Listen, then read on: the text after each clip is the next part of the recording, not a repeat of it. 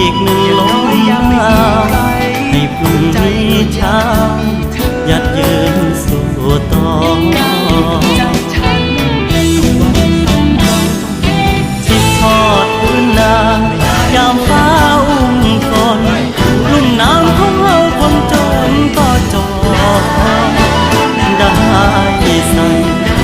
กางเกงยีนบอกเคยลืมทิ้งดินนาดอกไม้กราบหมอนขอพรให้แม่พ่อเจ้าดีมีแห่งคอยลูกคืนดังใบตองบ้านป่าลัดดินมาเป็นบา